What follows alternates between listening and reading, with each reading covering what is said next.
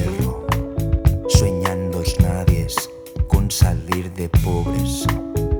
Que algún día llueva la buena suerte, que llueva cantaros la buena suerte. Pero la buena suerte no llovió ayer, ni hoy ni mañana llueve la buena suerte.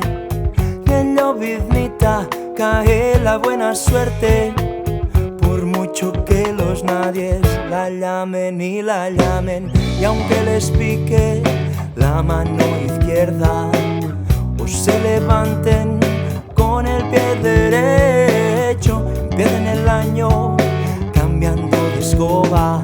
No hay día mágico para la buena suerte de los nadie, los hijos de nadie, los dueños de nada, corriendo la liebre, muriendo la vida los nadie, que no son ningunos, los ninguneados, jodidos, re jodidos, que no son aunque sean,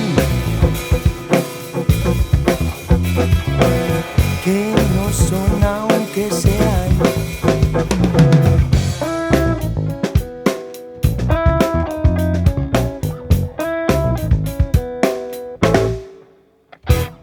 No hablan idiomas, sino dialectos. No profesan religión, sino superstición. Que no hacen arte, es solo artesanía. No practican la cultura, sino el folclore. Que no tienen cara, sino solo brazos. Que no tienen nombre, sino un mero número.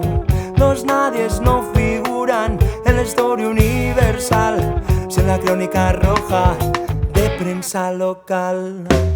Los nadies no son seres humanos. Los nadies sí son recursos humanos que cuestan poco, que no cuestan nada, que cuestan mucho menos que la bala que los mata a los nadie, los hijos de nadie, los dueños de nada, corriendo la liebre, muriendo la vida los nadie, que no son ningunos, los ninguneados, jodidos, re jodidos, que no son los nadie, los hijos de nadie, los dueños de nada, corriendo la liebre, muriendo la vida los nadie, que no son ningunos, los ninguneados, jodidos, re jodidos, que no son aunque sean, que no son aunque sean, que cuestan muy poco, que no cuestan nada, que cuestan mucho menos que la bala que los mata.